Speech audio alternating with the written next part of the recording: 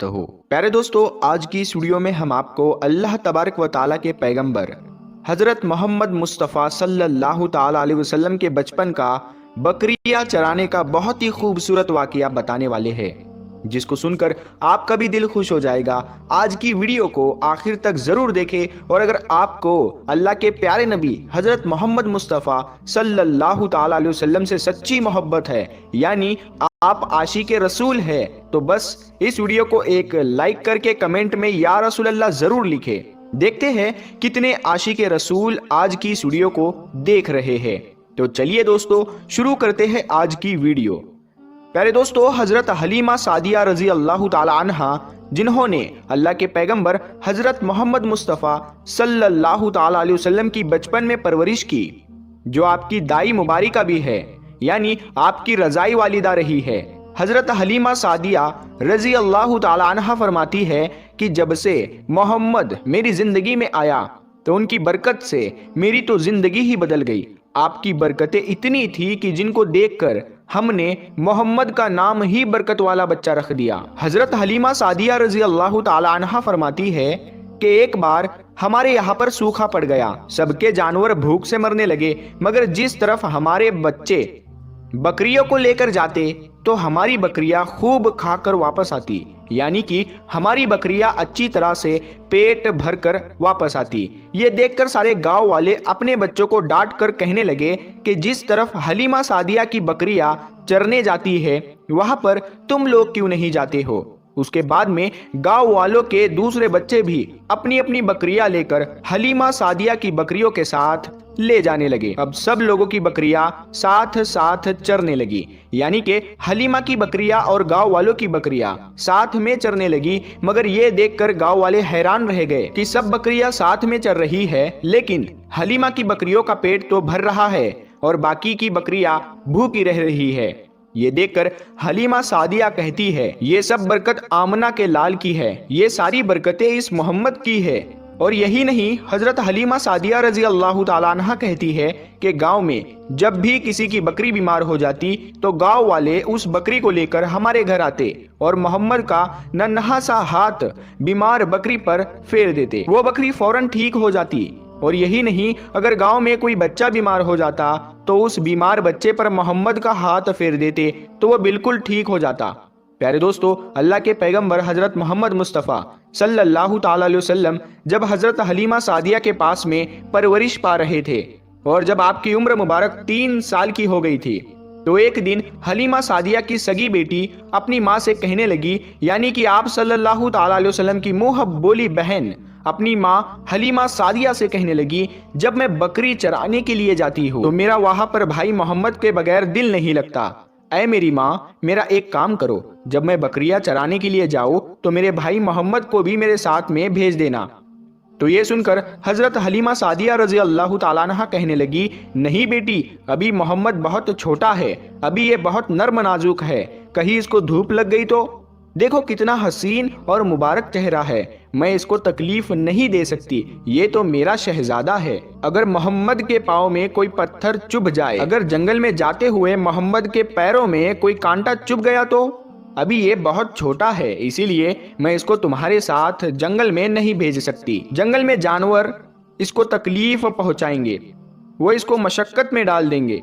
ये सुनकर हजरत हलीमा सादिया की बेटी कहने लगी, ऐ माँ, तुम धूप की बात करती हो, जब मैं कभी भाई मोहम्मद के साथ में बाहर जाती हूँ तो आसमान से बादल आकर हम पर साया करते हैं। और अम्मी जान, तुम जंगलों के जानवरों की बात करती हो तो सुनो, जंगल के जानवर भाई मोहम्मद के मुंह को चूमते हैं, जानवर तो उसको सजदा करते हैं। और यही नहीं, जब भी हम भाई मोहम्मद के साथ में बकरियां चराने के लिए जाते हैं तो हमारे सब काम आसान हो जाते हैं, हमारी बकरियां भी इधर उधर नहीं जाती। जब हजरत हलीमा सादिया की बेटी बार बार इसरार करने लगी तो हजरत हलीमा सादिया ने इजाजत दे दी। उसके बाद दूसरे दिन अल्लाह के पैगंबर हजरत मोहम्मद मुस्तफ़ा सल्लल्लाहु ताला अलैहि वसल्लम अपनी बहन और बकरियों के साथ में जंगल में बकरियां चराने के लिए निकल पड़े। आसमान से एक बादल का टुकड़ा आप पर साया किए हुए था। इस तरह से 4-5 दिन आप सल्लल्लाहु ताला अलैहि वसल्लम अपनी मुंह बोली बहन के साथ बकरियां चराने के लिए जाते रहे।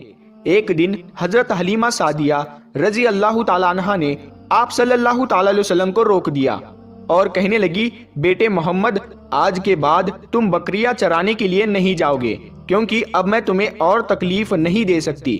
اے میرے بیٹے، مجھے تم سے بہت محبت ہے، ایک تو مجھے تمہاری یہ دوری برداشت نہیں ہوتی، اور دوسری بات، تم میرے پاس بہت ہی عزیز امانت ہو، اسی لیے آج سے تم بکریاں چرانے کے لیے نہیں جاؤ گے، تم اب گھر میں ہی رہو گے۔ اس طرح سے حضرت حلیمہ سعدیہ نے پیغمبر حضرت محمد مصطفیٰ صلی اللہ تعالی علیہ وسلم کو بکریاں چرانے سے روک دیا۔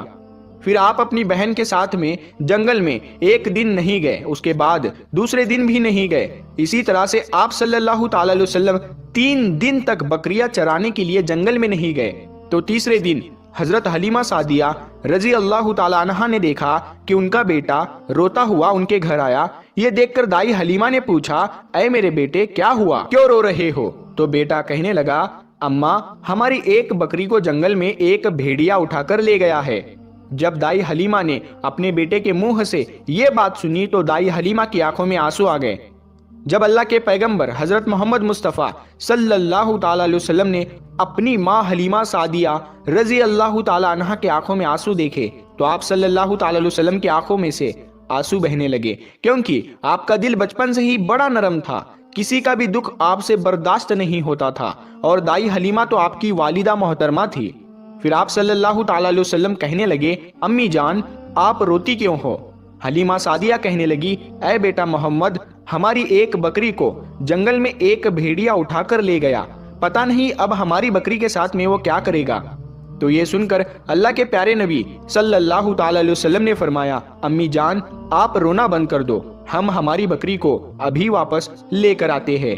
یہ بات سن کر اماں حلیمہ سعدیہ کہنے لگی، نہیں میرے بیٹے، آپ جنگل میں مت جانا، بھیڑیے خطرناک ہوتے ہیں، وہ کہیں پر آپ کو نقصان نہ پہنچا دے۔ اسی طرح دائی حلیمہ منع کرتی رہی، لیکن آپ صلی اللہ تعالی علیہ وسلم نہیں مانے اور کہنے لگے، نہیں اماں، ہم ابھی کے ابھی ہماری بکری کو واپس لے کر آتے ہیں۔ اس کے بعد اللہ کے پیغمبر حضرت محمد صلی اللہ تعالی علیہ وسلم بکری کی تلاش میں جنگل پہنچ گئے اور ایک صدا لگائی، صدا دی آپ نے، اے ساکن صحرا ادھر آؤ، میری امی کی بکری لے گیا ہے کون بتلاؤ۔ صدا سنتے ہی سارے بھیڑیے جانور سب آئے، جھکا کر سر سلامی دی ادب ان کا بجا لائے، اے جنگل کے جانوروں، میری اماں حلیمہ کی بکری واپس کر دو۔